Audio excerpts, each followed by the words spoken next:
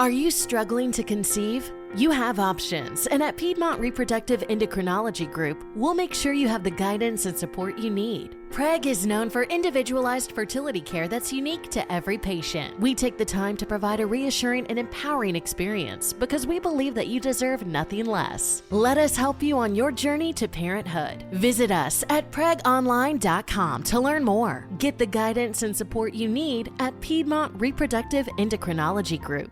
Looking for a fun way to win 25 times your money this football and basketball season? Test your skills on Prize Picks, the most exciting way to play daily fantasy sports. Just select 2 or more players, pick more or less on their projection for a wide variety of stats, and place your entry. It's as easy as that. If you have the skills, you can turn $10 into $250 with just a few taps. Easy gameplay, quick withdrawals, and injury insurance on your picks are what make Prize Picks the #1 daily fantasy sports app. Ready to test your skills? Join the Prize Picks community of more than 7 million players who have already signed up. Right now, Prize Picks will match your first deposit up to $100. Just visit prizepicks.com/play100 and use code play100. That's code play100 at prizepicks.com/play100 for a first deposit match up to $100. Prize Picks, daily fantasy sports made easy.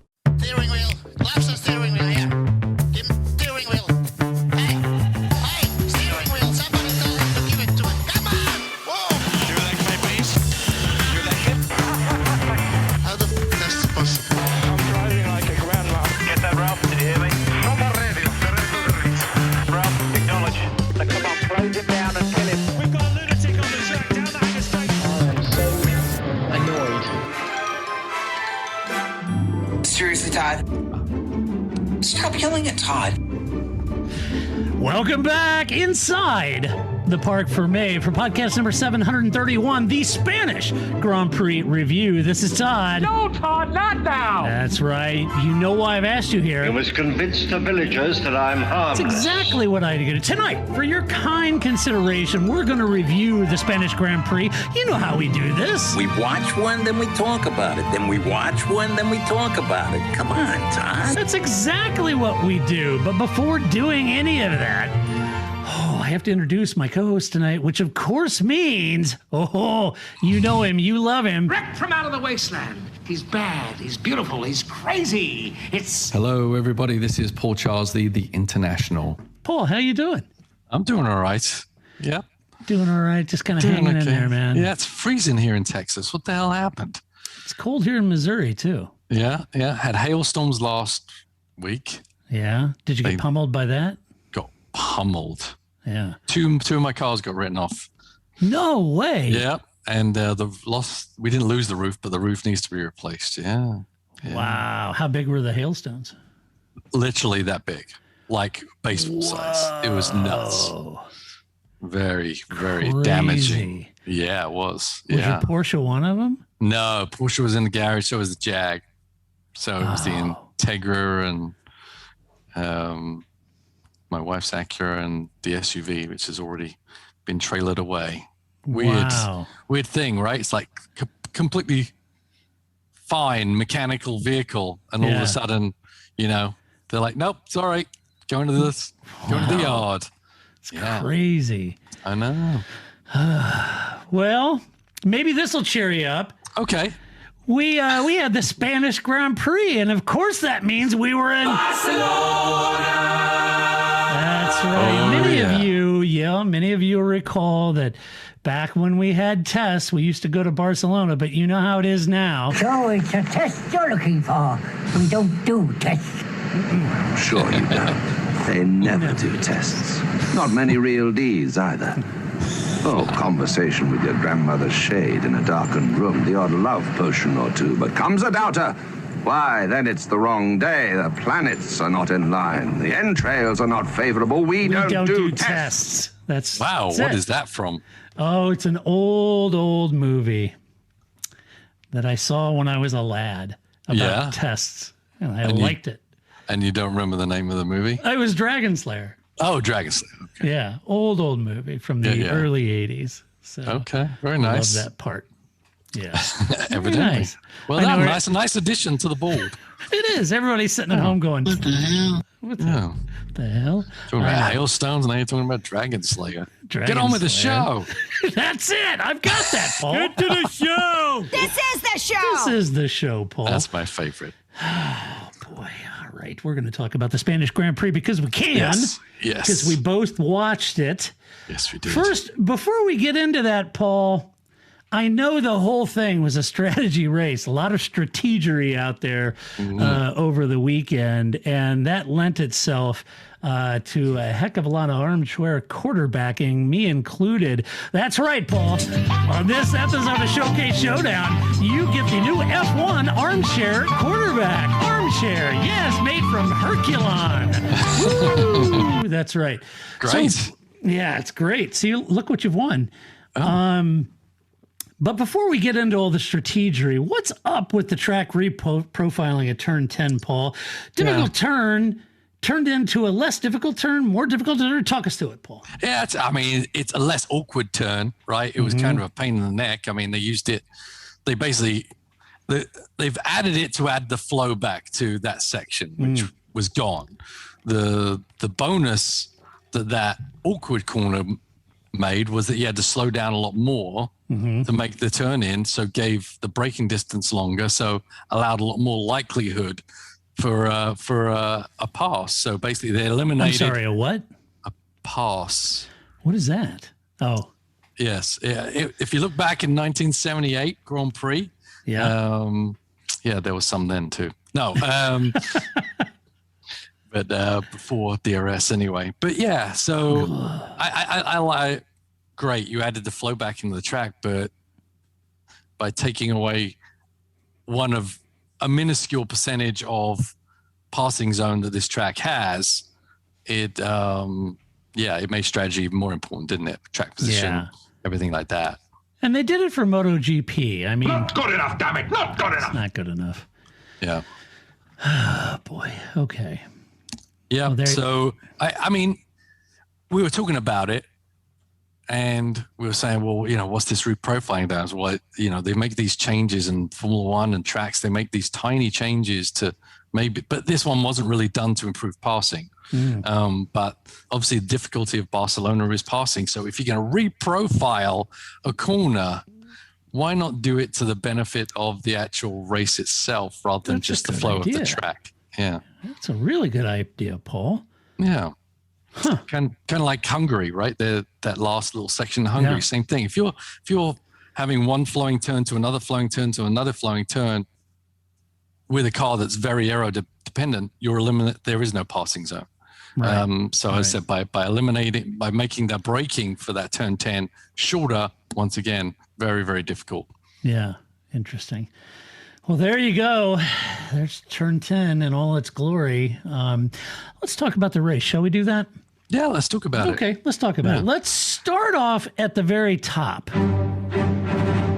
That's right. Starting off with Mercedes. Woo! Get in there, Lewis. That's right. Mercedes. Lewis Hamilton in P1. Valtteri Bottas in P3. Mercedes were rather bullish on using up their soft tires during free practice and even in qualifying, and perhaps that would have told a story up front that they knew they were quicker on the medium, so going into the race, they had kept 2 sets back for both drivers. Interesting. At the time, I must admit, I wasn't really following that closely. I was sitting there like an idiot watching free practice. Hey, look at they're going in the circle. and then it even got to qualifying, and Lewis came out for his second run in Q3 on a scrub set of softs. And even Martin Brundle said, why would he improve his time on a scrub set of softs, right? Mm-hmm.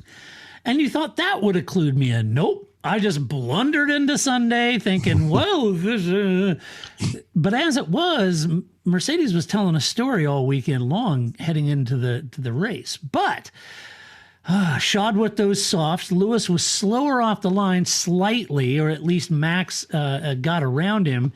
and mugged him into turn 1. He lost that spot to Max, but in the end, I'm thinking, Paul, that was probably the best place to be for Lewis, as they had a solid 2-stopper in their pocket, and by staying close and hounding Max, it forced him to drive harder on those red softs, use them up quicker, and box earlier for the sole set of mediums in his arsenal. So at that point, the die was cast and Lewis was set for the win.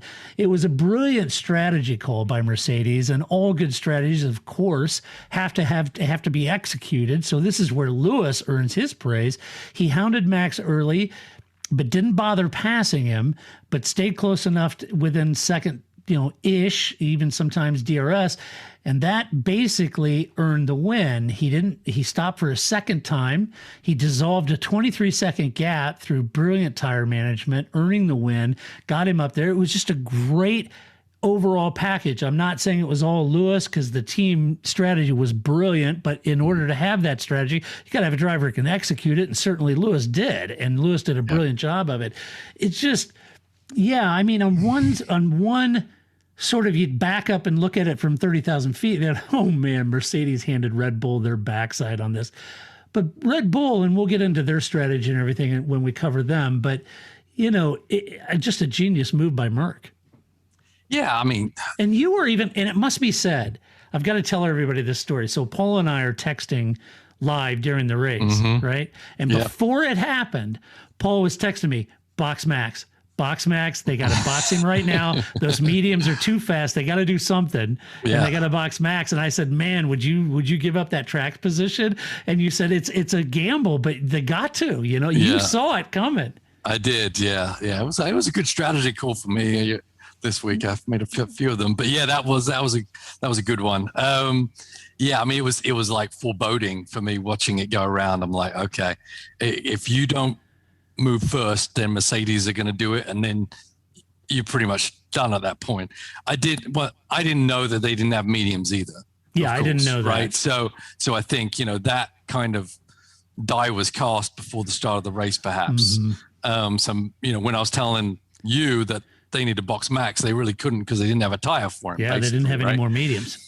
So it just kind of tells us, before the weekend, races can be won or lost already. Yeah. And it's not just that strategy call on boxing Lewis at that moment, but having the cards that you can play to do those calls, depending on where you ended up on the track or track position. We know track position is paramount at Barcelona. So they had a card to play either way, the way that start went. So very, very sly. And it also comes in before the weekend because of when you're ordering your tires, right? You're ordering your tires based on strategy you're going to play out during the weekend from P1, P2, P3, qualifying, etc. So, I think they got everything right there for Lewis, and Lewis executed it perfectly, apart from, Max getting by in that first corner.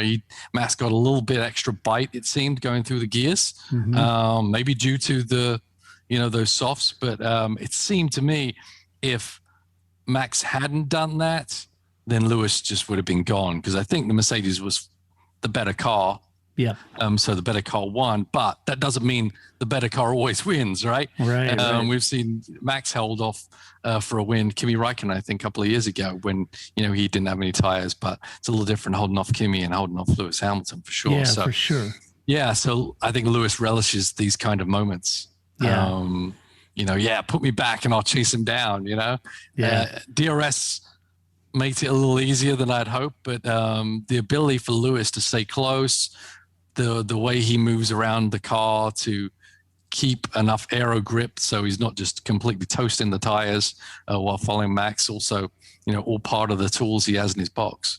Yeah, absolutely. And, I admit I just wasn't paying that close enough attention. And I went into that race, just kind of taking it for what it was. And it should have clued me off even when Martin Brundle said, why would he do a second hot lap or qualifying lap on soft scrubbed? And it should have tipped me off. And I'm sure it did tip Red Bull off. They're no dummies over there, but they didn't have an answer for it. Right. It was already too late, right? It was too late. And as I looked at it at the time when Lewis boxed, and they put on those mediums, of course, it was sort of a repeat of the mugging Mercedes gave Red Bull at Hungary in 2019. And as Martin would say, it worked a treat, right? And in the end, I think Mercedes is still the team to beat. And on long run pace, they were able to manage their tires better for sure. Lewis's 100th pole and 98th win, it was a great weekend for him, no doubt. And I think watching that unfold and at the time thinking, wow, these tires, this is quite a strategy battle. And now I'm intrigued to read what Red Bull had to say about it. And of course, they probably wouldn't say a lot because, we're in the middle of a season and they don't want to give away what they are seeing and whatnot and all those sort of things. But Mercedes very much clear as to the pace and long run pace and how much heat they generate in those tires. For Valtteri, though, Paul, he had a slow start, lost a place to Leclerc, and by the time he got back around the Ferrari driver, by the way, which was another inspired strategy call by Merck to get Valtteri in and make the undercut work. It was perfect timing because that's how he got around back on the podium. But he had lost too much time to mount any sort of challenge against Max at that time. And once again, I guess there was a little made about when Lewis caught Valtteri back up after his second stop. Valtteri didn't make it a cakewalk for him to get by. And so I texted you and said, oh, okay, so maybe there was some truth to those George Russell rumors. I don't know.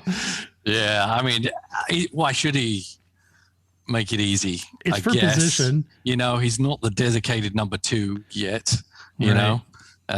Not in his book anyway, and that's not what Toto tells him either at dinner, Right. But that's really what is happening. So they can't ask too hard because literally, Bottas could hold off Lewis just like Verstappen was going to have to, right? And Lewis just made short work of him pretty much. So I think it's fair enough. Bottas was caught sleeping a little bit there on the restart, on the first start, just because he got balked by the Hamilton having to check up. And then Charles got a run around the outside and just kept that run going all the way around. And that really killed Bottas's ability to fight the front two. And they were gone, and Charles did a great job in fighting as long as he could for Bottas, quite honestly. So, what are we going to do about Valtteri?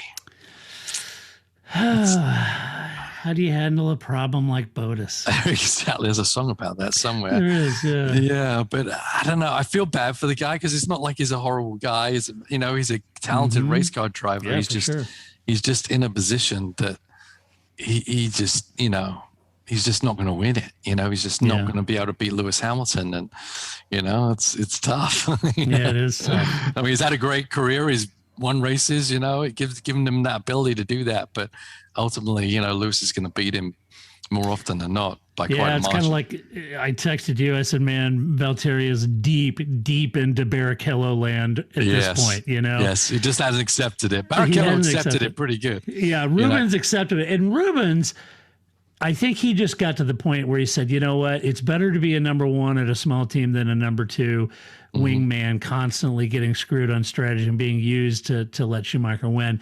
And that's pretty much what you got going here. I mean, if I'm Valtteri, I'm thinking, okay, well, swapping for George Russell, going to Williams, new owners, new investment capital, new team, people running that team, new philosophy. That ain't all bad for him to go back, take his knowledge to be a team leader at Williams with Latifi there. That ain't all bad if he wants to extend his career in F1. Yeah, I mean, if that's what the cards are on the table, if it's you're not going to be driving this car, so do you want an option to drive something else? Yes, you're going to do it, but ultimately drivers want to win races, and I'm not sure there's enough time for Valtteri to win races and wait for the resurgence of Williams. But if you're not at Merck, where are you going?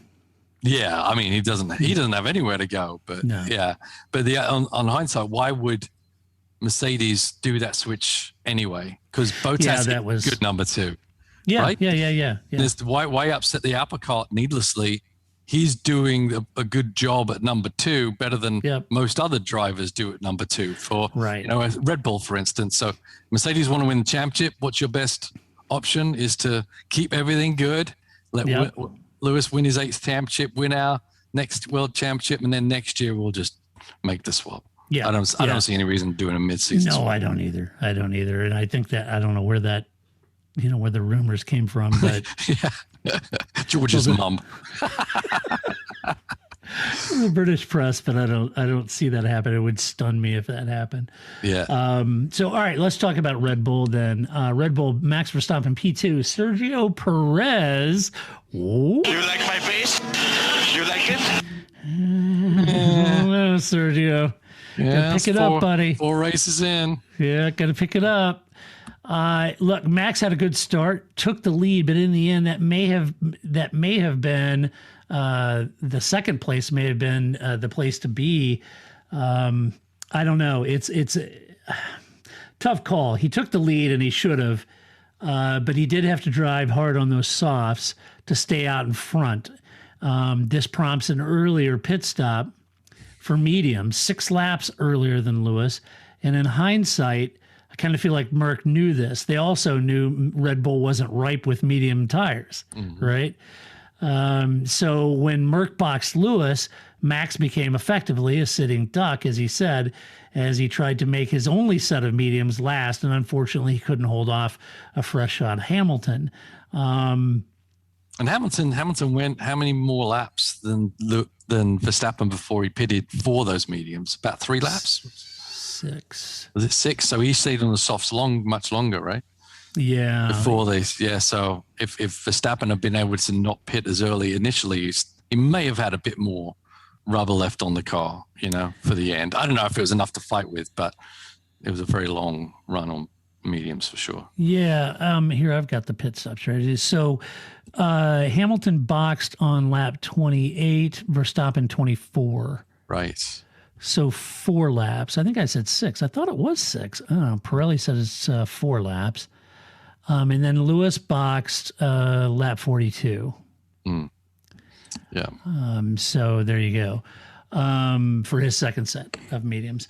So, yeah, it's a tough call. And on one side, look, I could sit in my armchair and beat Red Bull up and say, boy, you got your butts handed to you. But at the end of the day, also, you've got to, and Mark Hughes over at Motorsport Magazine had an interesting article I read today about just the sort of details behind this. And I thought, Mark always does a great job. And I thought he did a great job of sort of unpacking the whole tire issue.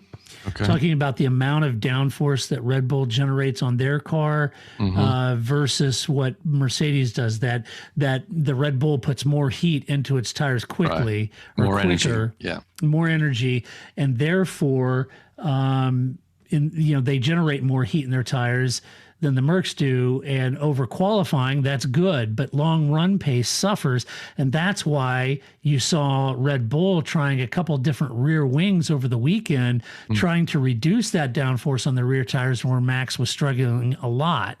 And so Mark pointed that out, whereas that high rake and the high downforce in that rear wing may have been causing a lot of temperature and energy getting those tires wear through their tires a little quicker, and Mercedes' lower rake may have actually benefited them here in the long run. And so that's kind of what, anyway, Mark felt he was dealing with. I think the Mercedes car did both things well. They were able to get the lap time out of the tire and not use the tire up. The Mercedes was just really sorted for this race for sure. Yeah, for sure. So Red Bull were stretching a little bit just to keep on terms. And I kind of feel like I kind of got the impression from Max at that point, what he described in the post-race comments. I think this race, it pretty much hit him like a 2-ton heavy thing that Mercedes is just a better car this year. Right. They thought they had something. And I think a lot of people felt like Red Bull have something. And I'm not saying that they won't win more races this year. I think track-specific, incident-specific, all those things are at play, of course. But I think in aggregate, on average, I think the Mercedes is just a quicker car, a faster car. Yeah. And in the hands of Lewis, that's tough to beat. And I kind of got the impression Max we're just not fast enough. I mean, it's just reality. We thought we were, we're not.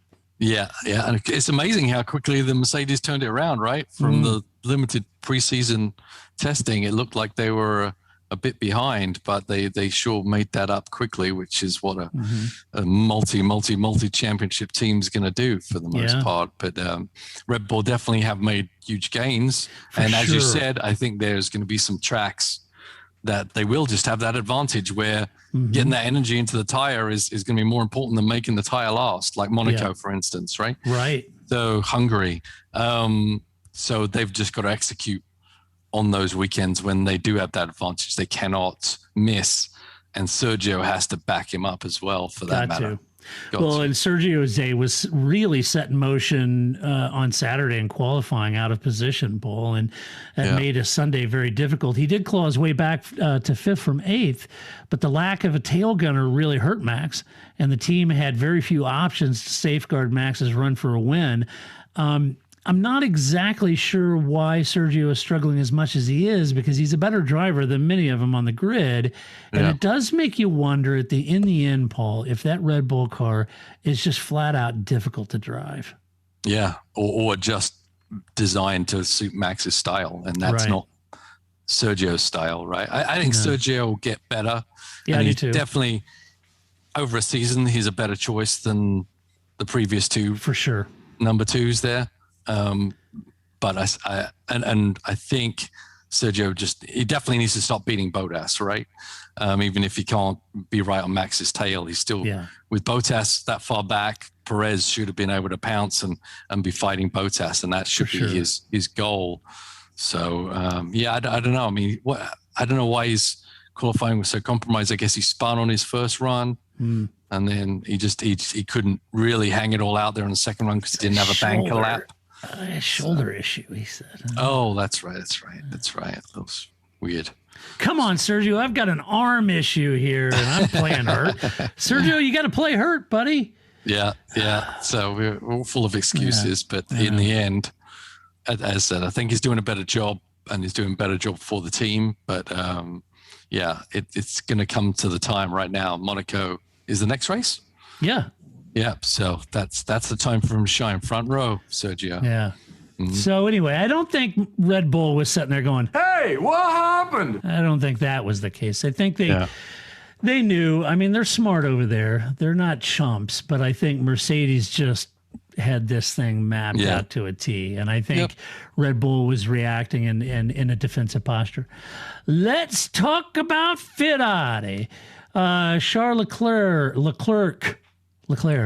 P4, Carlos Sainz, P7. Carlos had a tough day starting mid-pack, but he did get by Norris, clawed his way up to 7th, and was putting serious heat on one Daniel Ricciardo, but ran out of laps to mount a pass. So they're, again, qualifying out of position a little bit compared to Leclerc. Difficult day for Carlos, but I thought in aggregate there, I thought he was doing pretty well and coming back forward. And I thought, give him a lap or two, because he was around a second behind Ricciardo. I think he would have got around him. Mm-hmm. Yeah, I mean, you lose a little bit. The closer you get into the midfield, the more punishing that's going to be, right? Yeah, and the harder the race is going to get. So I think he's doing a great job in the Ferrari. I mean, you compare him to Charles. Charles is deep inset in the Ferrari and knows the car well, the team, and so I think they're more than happy with what Carlos is bringing to the table. But you just that little blip, and you're going to struggle all weekend long. Ferrari is not strong enough to make up for that. Yeah, if you look at all these top-tier drivers that have moved, you got Ricciardo at McLaren, Sainz at Ferrari, Vettel at Aston Martin, right, at Perez at Red Bull. You start to look at these. I think Carlos is faring probably the better of all of them. Yeah, and getting on top of that Ferrari pretty quick and being able to deliver. I think Carlos is doing a great job of it. Yep, absolutely. I agree. Very good. Yeah. Let's see. Who else am I talking about? Charles Leclerc. Leclerc had a very good run to 4th. And while it was maybe a quiet race, you didn't hear much about Chuck. He made a very loud sound by getting around Bottas and spoiling the Finn's race, and then managing his tires. And, fairness to Ferrari, they ran the right strategy. They executed well. Charles Leclerc executed that strategy well. got him ahead of the McLaren. That's their closest rival in the Constructors' Championship.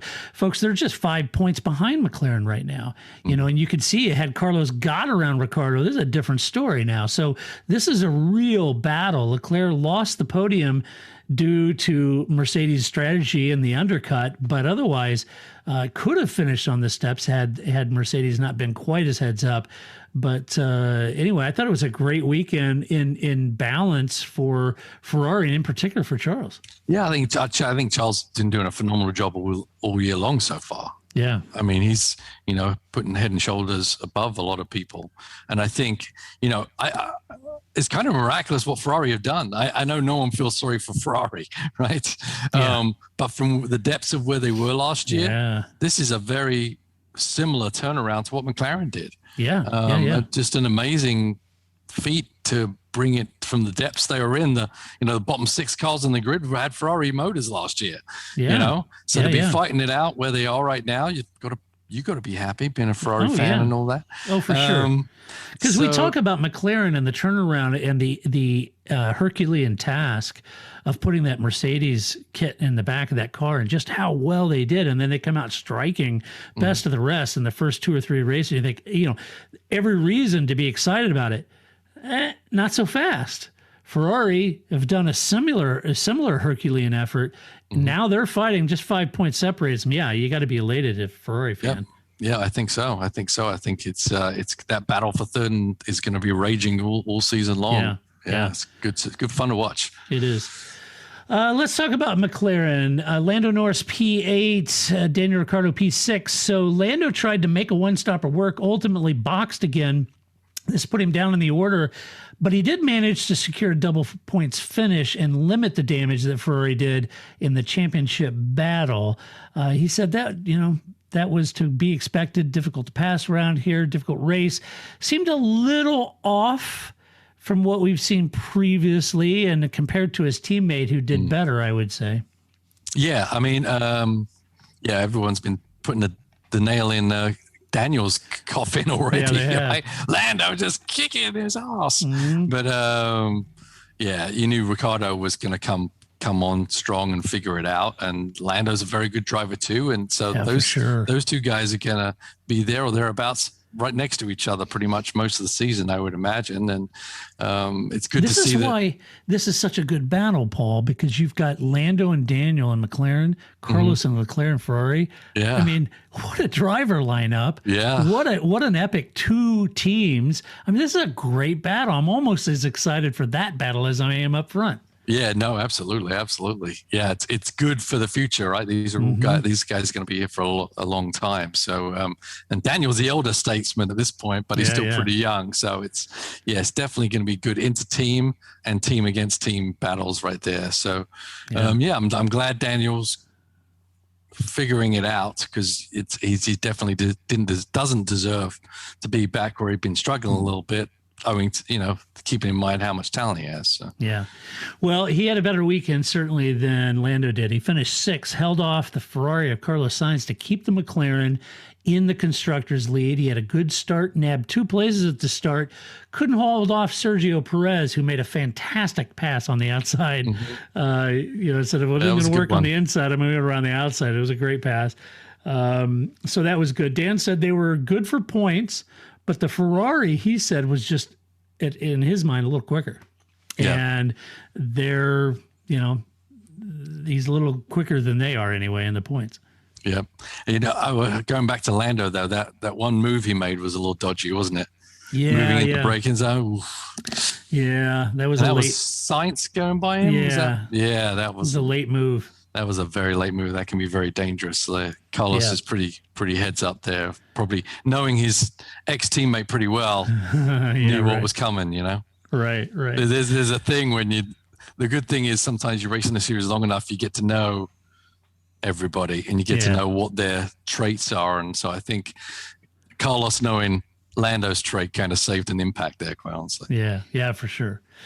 Next up is Alpine. Fernando Alonso down in P17. Esteban Ocon in P9. Esteban lost a couple places at the start, but he did make his one-stopper actually work. And even though he was on worn tires there at the very end, he did get his car into the points in ninth. And I still kind of feel like, look, as a one-stopper, worn tires, he clawed into the points, not obviously where they want to be, but I do think it caps a decent weekend for him in his evolution, and he's had a string of good weekends so far in 2021. I don't think this weekend was, a departure from what he's been doing on balance, beating Fernando. That's a good, measuring stick. And I think he still had a good weekend, although P9's as good as he could get. Yeah, I think Alonso's still a bit more dynamic and still has a bit more possibility of bringing some kind of podium result out sometime. Sure. But Ocon's... Looking for a fun way to win 25 times your money this football and basketball season? Test your skills on Prize Picks, the most exciting way to play daily fantasy sports. Just select 2 or more players, pick more or less on their projection for a wide variety of stats, and place your entry. It's as easy as that. If you have the skills, you can turn $10 into $250 with just a few taps. Easy gameplay, quick withdrawals, and injury insurance on your picks are what make Prize Picks the #1 daily fantasy sports app. Ready to test your skills? Join the Prize Picks community of more than 7 million players who have already signed up. Right now, Prize Picks will match your first deposit up to $100. Just visit prizepicks.com/play100 and use code PLAY100. That's code PLAY100 at prizepicks.com/play100 for a first deposit match up to $100. Prize Picks, daily fantasy sports made easy. Paid actor portrayal. I didn't see it coming. Life can be so unpredictable. After losing my dad, it made me think about my family if something were to happen to me. The mortgage, car payments, and all the other bills. Even things like our annual summer vacation would be out of reach. I had heard about life insurance through Ethos and how easy it was to get coverage. They were right. I knew it was time to stop putting it off and get life insurance right now. I got on my computer and went to ethoslife.com. In just 10 minutes, I was covered. And boom, family protected. Thanks to Ethos, my family won't have to worry about the bills if the unpredictable happens to me. Ethos, fast and easy online term life insurance. Up to $2 million in coverage with no medical exam. Some policies as low as $1 a day. Answer a few health questions and get your free quote at ethoslife.com/audio. That's ethoslife.com/audio. Keeping it on the road. He kind of fell, obviously, with the worn tires. He was a sitting duck there, so he dropped a couple of places near the end of the race, sadly. Right. But as you said, maybe that was the better strategy than pitting him and trying to do it on pace, because there's some pretty good cars there in midfield. It's tough to fight through them on equal tires. So pretty good move, but the Alpine's a bit of a soft weekend for them, I'd say. Yeah, I agree. Fernando tried to make his one-stopper work, had tire wear, couldn't make his mediums last, so they tried to box him again. Didn't really pay dividends for points. In the end, though, I think Alpine has made progress, and the pace that they showed does suggest that maybe their upgrades are working. That's good. I do think Fernando is really struggling with this season's tires. I think he's finding it difficult to get them switched on a little bit. And I think, he kind of chewed his tires up a little bit in this race anyway. He had some kind of misfire too, didn't he? He was complaining about, I don't know what that. Yeah. He was already diagnosing it, I think it's a spark plug. Yeah. Sure nice. Nice shirt you've worn and spark plugs. Yeah, there you go. Yeah. But, So it could be a spark plug or all the multitude of wires that go to a modern racing car. Right. The miles of wiring in that thing. Oh, my God. You do not want to change the wiring loom on a racing car. I tell you that. It's brutal. Yeah, I would. Yeah. Sensors and things like that. Oh. That'd be a nightmare. Yeah. Let's see. Alpha Tauri, Pierre Gasly, P10, Yuki Tsunoda, DNF. Yuki pulled off track early on with no power, brought out a safety car. That capped a weekend of outbursts and apologies that I think he'd probably like to forget at this point, Paul. Yeah, what I was thinking about is like, we're all like, think it's cute and we're laughing at him. But what if Mazepin was saying the same things? Right. You know what I'm saying? Yeah. Everyone would be outraged, right? Yes, they would. So it's kind of like, I think they're falling for the cuteness of Yuki, but he's, some of these things are pretty bad what he's saying. He Yeah. definitely needs to tighten his lips quite a lot. Yeah, I remember when he's coming into the way bridge. I can't drive this effing car and blah blah blah. And, Right. You know, insinuating that the team are giving Pierre a different car than him and everything. It is like, you know, a rookie in Formula One, and I get it. You know, we've seen them all. Petulant child. Yes. Yeah, we've seen them all get frustrated, and we've seen all the rookies, you know, and some are better at biting their tongue than I think George Russell bit his tongue for a couple of seasons and did really well. I think Pierre had every reason to throw the toys out of the pram when he was promoted, then demoted, but he didn't. You know, he just kind of stuck in there. So anyway, I think Yuki, I would imagine Franz had some terse words for him. Yeah, I mean, that team has a small town family vibe to it, right? Yeah. And with the mild-mannered Franz Toast at the head, I'm not sure Yuki is really blending well right now. Yeah. And as I said, I know he's a cute fella and whatever, but it's put those words out of a different face, and I think it'd be a different reaction from the public. I know, because he was all like, cheap, lying, no good, rotten, four-flushing, low-life, snake-licking. I mean, he was just going crazy. Yeah. Yeah, but he bring up a good point. Would all the fans think it was funny and charming if Nikita was doing it? Yeah. Would they think it was funny and charming if Lance was saying it? Right. Probably not. Probably not. Oh, but it's Yuki. You know, he's such a cute guy. Yeah. Yeah. Yeah. That don't confront me none. Let's see. Pierre got a time penalty for lining up just outside his starting box, and that was a bit of a rookie mistake, to be honest. But he did fight back. He lost 5 seconds for that penalty. He did manage to claw his way back to 10th. He said that he feels that they've lost pace compared to the first 3 races. He said the car has pace, but they're struggling to get it consistent around all the different corner types. He said it's just the consistency isn't there, and he feels like that's caused him to lose pace so far.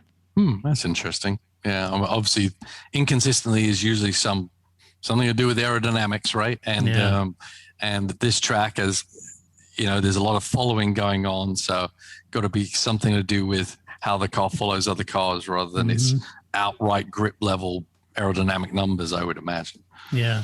You know, maybe when they were in the first race or two, when they were up at the sharper end of the grid, they may not have had that. But when you're back midfield, there's a lot of traffic, a lot of aero wash, a lot of that going on. Yeah. And that car may not like it back there. Yeah, but I think he actually did a really good job. I mean, I did too. He got that penalty for the stop box deal, but he kept hammering and kept pushing and got points in the end. So I thought I was actually a really positive step for him, quite honestly. Yeah, it was a good recovery. Yeah. I mean, if he's saying it's inconsistent, maybe, but he was still able to make passes on the track. So. Yeah, he did.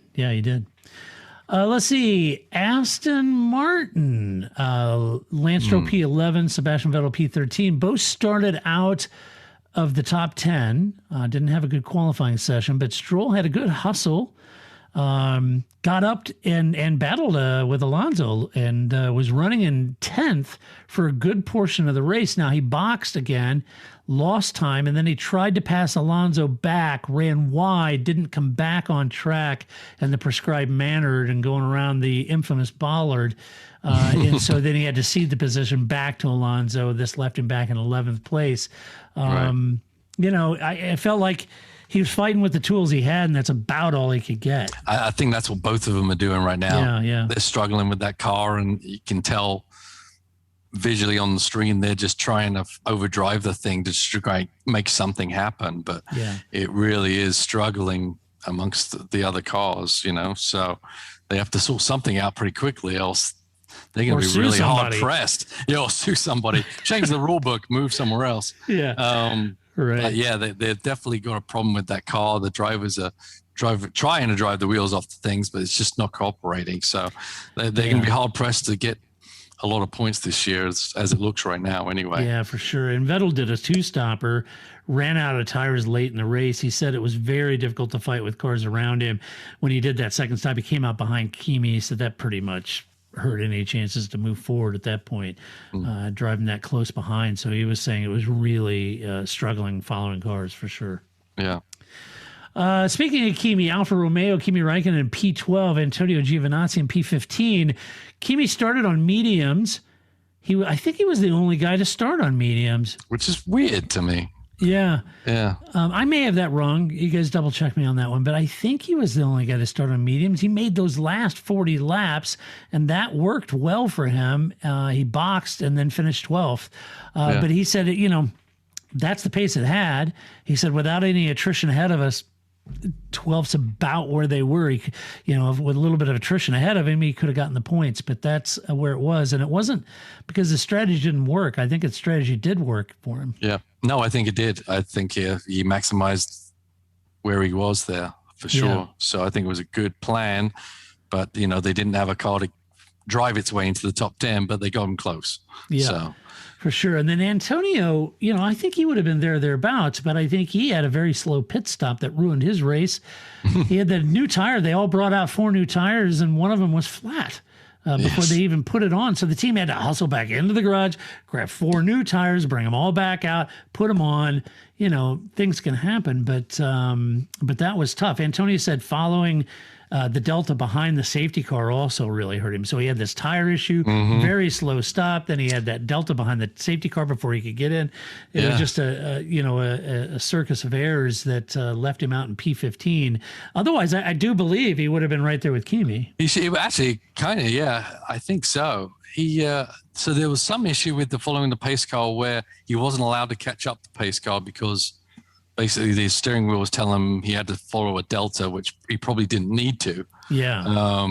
Under a pace car, virtual safety car, sure, but pace car. But the putting the tire on and the tire being flat just gave me flashbacks of, did I tell you that story when I did my super touring debut? And they used to have the races, race 1 and 2, and there was only a 15-minute gap between the 2 races. And then you got to do the tires, and there's just a whole crazy thing to try and get the car re-prepped for another race in 15 minutes, right? And so I'm going out there, and then I didn't have a big crew because I didn't have a big budget, but so put the tires on, getting set, and then you just drop the car off of the jacks, and then all the tires just went completely flat because these Michelins and the rims they had to put them such high pressure. You had to bleed the pressure out, you had to take the valves out, and the guy forgot to actually put the valves back in. So, so therefore I had to start from pit lane again. But that's a longer story, but that gave me a flashback. It was very disappointing. Somebody left the valve out of that tire, I guess. Yeah, it could have happened. But I guess that I read a little bit more about it. And I guess there was some moving the tires around, something happened to it, and they didn't pick up on it soon enough before they actually pulled the set out of there. Well, heads up to the mechanic who caught it before they mounted it. For he sure. He was like, wait a minute. He did the X and beating on the tires and flat, Yeah, he had his coin in there. I don't think this is right. Your tread depth's a little shallow. You definitely need a new set of tires, man. Yeah. Otherwise, Antonio goes, it's pulling to the left. I don't know what's going on there. But anyway, heads up to the mechanic caught it. It was a long stop, unfortunately, because I think Antonio was heading for a better result in P15. Yeah, absolutely. Yeah. Let's see. Let's talk about Williams. Let's see. We've got George Russell in P14 and Nick Latifi in P16. George was up to 11th at one point during the race, Paul, and was looking good. He boxed early behind the safety car, and then this put his second stop. He was out of sequence. So this left him with worn tires late in the race. Lost a lot of positions because of that.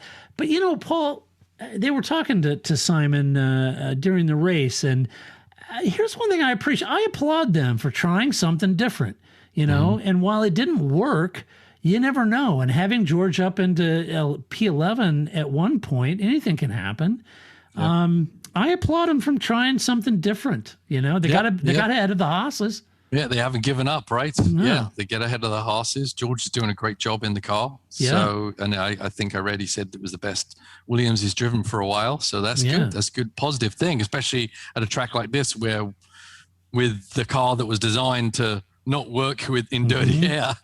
Well, even Nick. A positive sign. Yeah, and Nick managed to beat both Haas's, right? As well as Alonso. But Alonso, we mentioned what happened to him, but Nick was able to stay up there. He said he feels the team is advancing. He said they're making real positive moves forward. Yeah. Car feels a lot better. They're trying some aggressive strategies to get up there. I applaud Williams for doing that. Yep, absolutely. Yeah. I think it's good. Can't expect more, but so I think they can get points this year with a little bit of luck. But yeah, right. you got to roll the dice sometimes when you're in that kind of place. Yeah, you do. Yeah.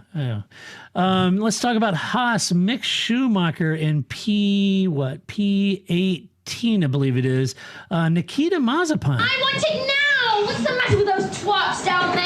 Oh, yes. Oh, yeah. In P19. Well, Mick Schumacher had a good fight with Latifi early on, but his tires wouldn't really offer much grip. It struggled in grip and with the tires.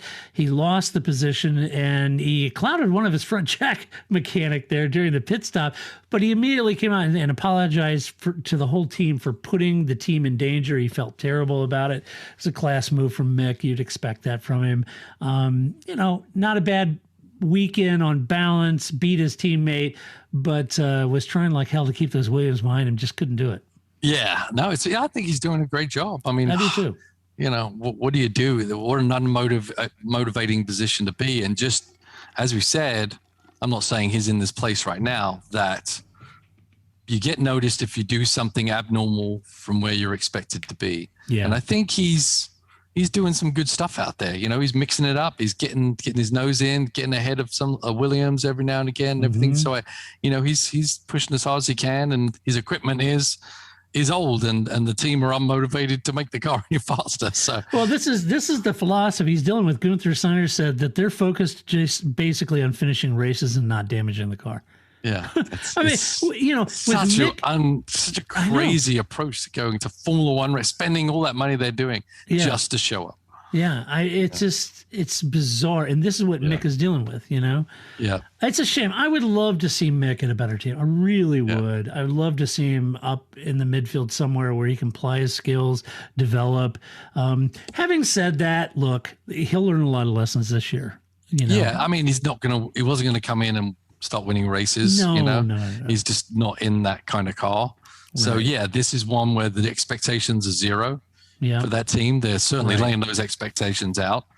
And next year is his year. If he has to stick with Haas, hopefully all this pain is gained next year by putting their resources towards a new car and having a competitive car. Let's hope that's what Haas are doing and not literally just kind of pedaling. Yeah, I would hope they'd. Somebody, since he's under the Ferrari banner, he's not going to be moving to Ferrari anytime soon, but maybe they'll move him to Alpha, Right. Yeah. So anyway, let's see. Nikita managed to piss off Toto Wolff and a few of the other drivers for his slow reaction to blue flags. But Paul, he did see finish Susie the race. Or something? No. She had a cab with Susie. Yeah, but he did manage to finish the race. So there's that. Right. Way to go. I think you're doing pretty well, holistically, if you piss off Toto Wolff in particular. Down. Yeah, he's a mild-mannered fellow. Yeah. So that's pretty good. Nikita is just not going to be able to hide from the spotlight. No, he's not. He was a target the day he was announced. Yeah. I mean, it's unfortunate. And he's hasn't done anything to help his case either. No, he's not. I don't know. Will he magically turn it around? I don't think so. I don't know. It's going to be tough. Tough row to hoe there for Nikita. For sure. All right. We hand out some awards during the race reviews. First is Move of the Race. Woo! It's in Lewis. That's right.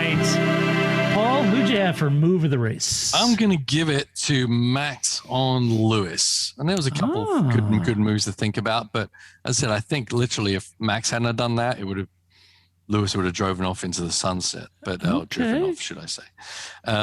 So I think it was a good, aggressive maneuver. I think it's fun to watch these guys battle it out. And a clean, good, aggressive pass is something always fun to watch. Absolutely. At Barcelona.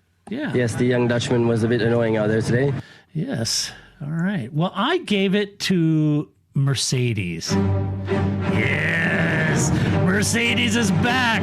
They lost 5 people out of their engine group, but they still managed to put it together a fantastic strategy.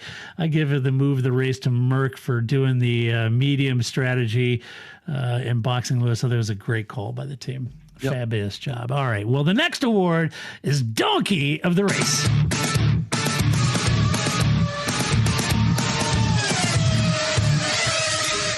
Who did you have for Donkey of the Race? I had the tire valve for the Alpha team. No. There wasn't many donkeys, right? Nice. It wasn't a big donkey race.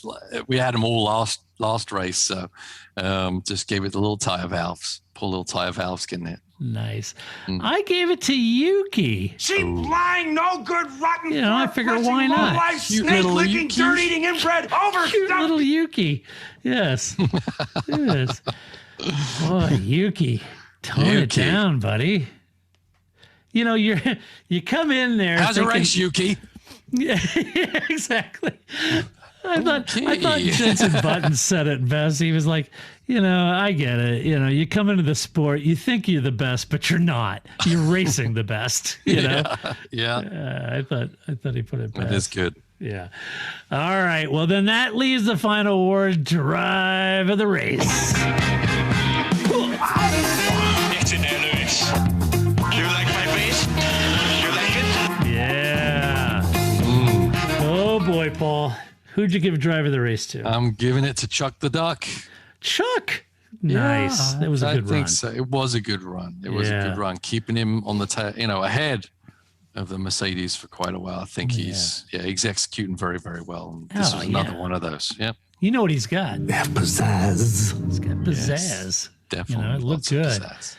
I'm giving it to Lewis Hamilton and Mercedes. It's in there, Lewis. I think. Wow, you're just giving them everything. I know. You know, I'm just with you. You know, look, Mercedes' strategy was terrific all weekend long. They read the tea leaves. They got it all right. But you have to execute a strategy, and that's what I said last week, Lewis. It's one thing to have that, but Lewis, you know, got beat to the turn 1 by Max. Looking for a fun way to win 25 times your money this football and basketball season? Test your skills on Prize Picks, the most exciting way to play daily fantasy sports. Just select 2 or more players, pick more or less on their projection for a wide variety of stats, and place your entry. It's as easy as that. If you have the skills, you can turn $10 into $250 with just a few taps. Easy gameplay, quick withdrawals, and injury insurance on your picks are what make Prize Picks the #1 daily fantasy sports app. Ready to test your skills? Join the Prize Picks community of more than 7 million players who have already signed up. Right now, Prize Picks will match your first deposit up to $100. Just visit prizepicks.com/play100 and use code PLAY100. That's code PLAY100 at prizepicks.com/play100 for a first deposit match up to $100. Prize Picks, daily fantasy sports made easy. Hey guys, it is Ryan. I'm not sure if you know this about me, but I'm a bit of a fun fanatic when I can. I like to work, but I like fun too. It's a thing. And now the truth is out there. I can tell you about my favorite place to have fun. Chumba Casino. They have hundreds of social casino style games to choose from with new games released each week. You can play for free anytime, anywhere. And each day brings a new chance to collect daily bonuses. So join me in the fun. Sign up now at ChumbaCasino.com. No purchase necessary. VGW Group. Void where prohibited by law. See terms and conditions. 18+. Put the bit between his teeth, hounded him, made him use up those softs, pits early, puts those lonely set of mediums that he had. Yeah. They just played him like a grand piano. But you put on those mediums, you got 23 seconds to make up, and Lewis got to execute, and he did, you know. Yep. Did a great job. Yeah, it was interesting when Verstappen pitted the first time. He lost a lot of pace on that last lap. I don't know if he literally lost the tire. Back markers or what was going on. No, there wasn't. So I don't know if he lost the tire or he was literally getting ready for his in lap and he kind of took his eye off the ball for a second. But Lewis made up way too much time on that last lap to be comfortable for Verstappen. And did you see how Lewis was sliding the car in the last section there? Lap after lap after lap. I mean, that's a well-balanced car. yeah, it is. Because usually, you slide like that, Paul, you're putting heat in tires. Right. I mean, you're generating a hell of a lot of heat. And the tires don't like that. No, I mean the goal of any driver is to have a 4-wheel drift, without any steering input. And Lewis was doing that lap after lap, so that just tells you how well him and that car were working together on the track. Yeah, it was just a masterclass. So well done. All right, well, we do have some mailbag. You got mail. First up, Jonathan asks, it's hard to fault a 7-time world champion, but would you say that Lewis needs to improve his ability to get off the line if he hopes to secure the 21 championship from Max? Pole doesn't mean much if you lose it at turn 1, and it seems that Max has done the better job, not only with getting off the line, but having the smarts to the position the car well into turn 1 and beating Lewis. What say you, Paul? Well, I mean, we've seen the ebb and flow on this whole thing. Yeah. Sometimes Max has had a rash of bad starts and etc. So I don't think it's something Lewis technically needs to improve, because Max is just beating his butt on it.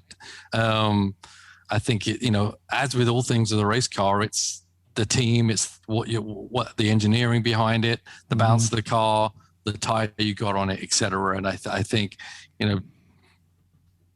that the Mercedes doesn't put the engine into the tire makes it easier for Max to beat Lewis off the line initially, right? And the way the track was, there was a little extra grip there on that side, perhaps. Even Lewis pointed that out. Yeah, and you were talking earlier about, was that during the podcast or before the podcast, where his team was pushing Max back? Yeah, it was before the podcast. Yeah, I was talking. If you look during the installation lap. So they're all on there. All the mechanics have the tire blankets. They get the tires, and all the engineers leave, and they get ready to start that installation lap. If you go back and look, you'll notice that Max's car rolls back about 2 or 3 feet, so the mechanics pulled him back so he can lay down some rubber as he starts for that installation lap. Plus, I think his box had some rubber down from the support races. Lewis pointed that out. So that was at play. You make also a good point. He's on the softs, right? And so those softs, very grippy. He laid down some rubber. You mentioned also they both got a good start. Yeah, it seemed identical starts, really. Yeah.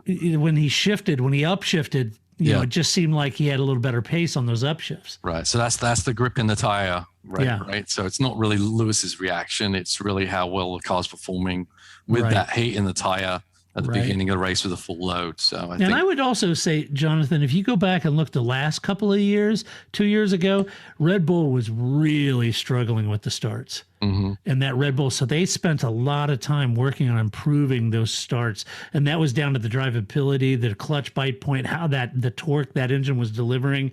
Max trying to get on top of that. Max had some real dogs of starts a couple of years ago. So they've worked hard to improve that. But I wouldn't say that Lewis's reaction time is bad. I don't think that. I just think that Red Bull has spent a lot of focus on getting those starts right. Right. Yep. And as Paul says, there's a lot of factors at play there. That Merc doesn't generate as much heat in those tires that the Red Bull is, and so they may have a little more wheel spin at the start than what Red Bull might have. So there's a lot at play. It doesn't come down to just Lewis's reaction time. I think it's still as good as it ever has been. Yeah. All right, and then Mike asked for Paul and Todd, Lewis craft question. So we all talked. I think he likes doing drawings. Yeah, and maybe ceramics. Maybe I think basket weaving is a bit of his. So his he craft. likes to build little dog beds. Right. Yeah, he likes to sculpt, I think. So that's a good craft for him. So we all talked many years ago that once Lewis developed his racecraft and was consistent, he would be a monster on track. I think back in 2011 Monaco with Massa, when ham-fisted moves in impossible places resulted in DNFs for him. Now his craft is impeccable. Watching him take different lines, unlike anyone else last week in Portugal, made me amazed. My question is this: how did this occur so quickly? I watched other drivers over the years with tons of natural talent, but racecraft seems to develop on an even curve. Lewis almost skyrocketed from being very inconsistent to being unbeatable. After a breakup with Nicole, it began, and within a short time, we saw a completely different driver. Is it personal life that impacts drivers so much, or application of craft with natural talent? Could Seb's slide of being off form be due to family and new priorities, and not an indicator of any craft at all? Paul and Todd, talk us through it. Yeah. So you and I have talked about this a lot. We've talked about it a lot, and we did talk about it. I mean, he's talking about 2011 Monaco. It's 2021. That's 10 years ago. I don't know if it's quick. Yeah. You know, it's been an evolution, but it wasn't there. He did hit a stagnant point where he wasn't getting any better with his decision-making process. That's Nicole's fault. Yeah, it was Nicole. It was his burgeoning singing career was distracting him. Yeah, it was. So, yeah, I mean, racecraft comes with experience, right? The more races you have under your belt, the more situations you see multiple times, and you've learned from this situation before, so you make a better decision next time, right? So that's why that should be a linear process as it goes along. But for Lewis, but as you're driving, there's also a mental side of things that comes to play in your decision-making process. You know, are you getting uptight? Are you getting angry? Are you, kind of distracted? That does really play into how and well you're focused and what decisions you make. Do you make that lunge or do you not? Right. Because you're hyped up. You're I'm Lewis Hamilton. Damn it, get out of my way. Right. Or later on you're like, I'm Lewis Hamilton.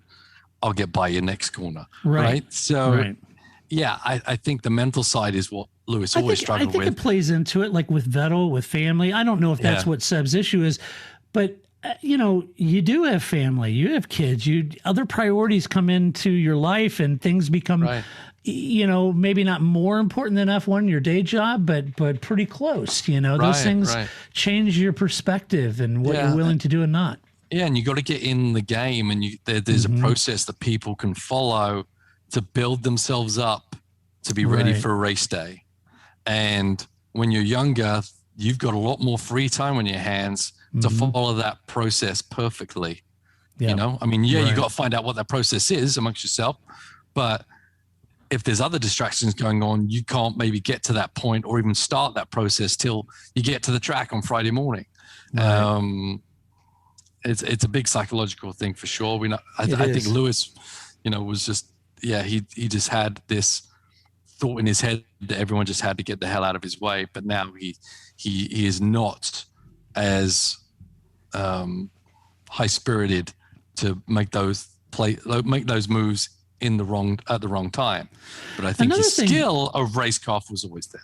And another thing to me that marks a little bit of it is Lewis doesn't tend to repeat mistakes. Right. When something happens, he learns from it. You don't see him do it again. Not now, anyway. Think about if you juxtapose that with Max. I remember saying at the time, probably 3 years into Max being in Formula One, he's been in Formula One long enough to not be making these mistakes, and he should be advancing. There was a moment, I think, that clicked for him where he did stop making those. That was in Spain, right? Wasn't that when they told his dad to not come to the racetrack? And told Max, you need to grow up. Get your entourage out of here and you just focus on the game at hand. Right. I would also say, Mike, that you might look at Lando this year. Lando in the last year, he was yucking it up on Twitch and all this stuff. This is different Lando this year. His head's in the game. Right. I mean, he's in it.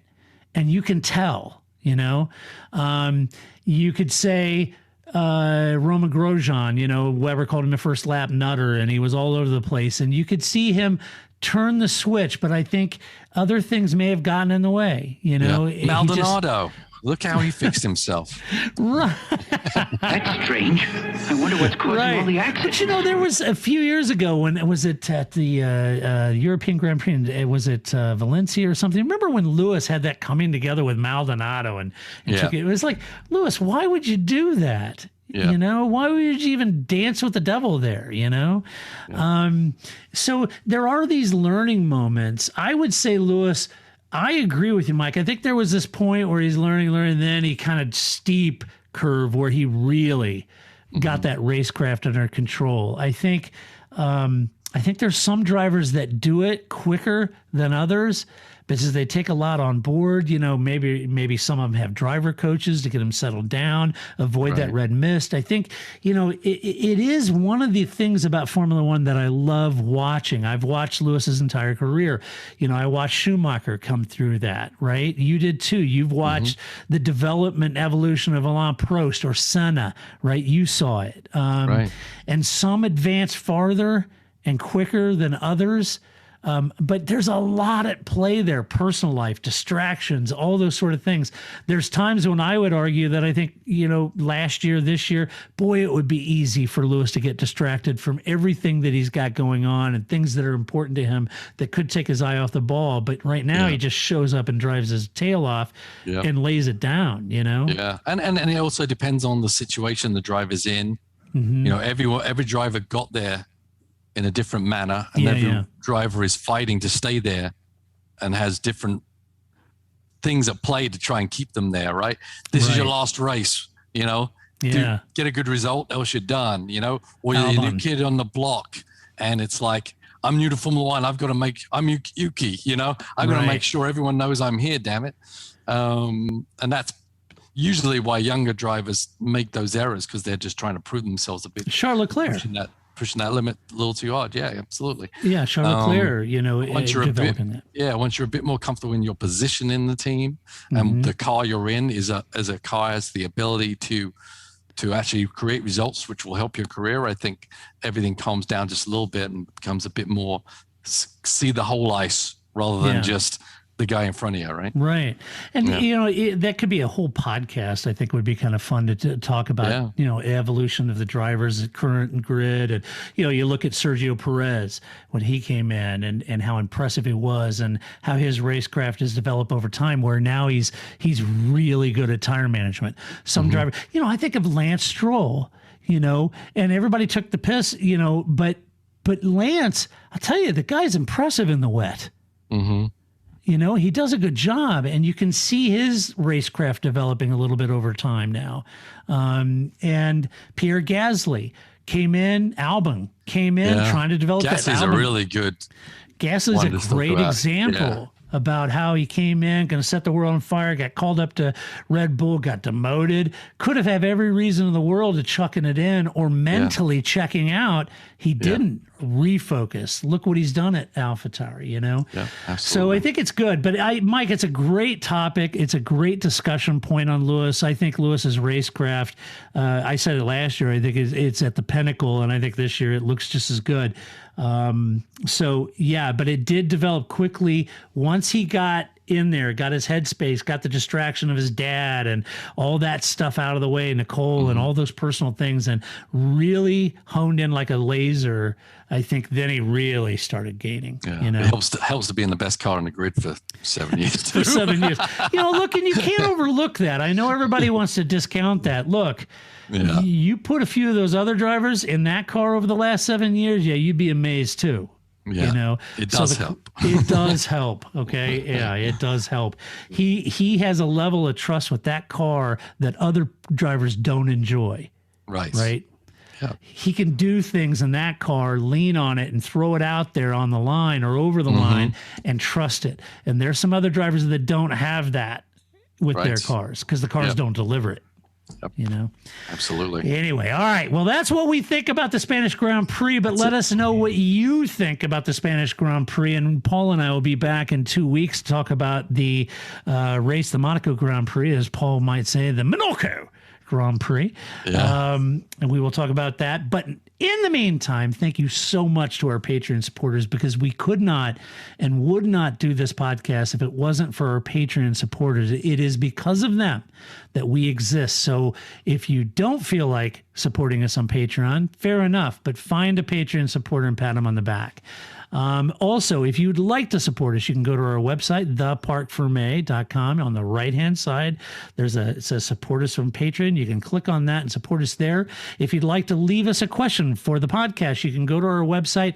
In the menu bar, kind of at the top, over on the right-hand side, it'll say mailbag. Click on that. You can leave us a question there, just like Mike and Jonathan did.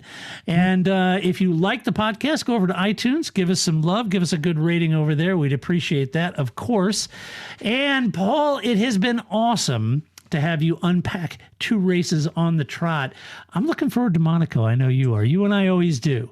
Oh, yeah, I love everybody. Monaco. There's no passing. I hate it, but it's Monaco. It's Monaco. It's very special. Yeah, and I got a lot of racing. I got to go to Mid-Ohio next weekend, come back, then Monaco. It's all kinds of, it's full going this next weekend, and then it's just full pull for like 3 months of racing in and out. So I'm looking forward to it. Yeah, it should be fun. Hopefully my wife remembers what I look like. Right. But until next week, when we come back, I'll get Grace. We'll get her thoughts on Spain and more, I'm sure. Stuff and cheese and stuff and wine and cheese. Yeah. And who knows what Grace will talk about. That's the fun of it. You never know. You wind her up and let her go.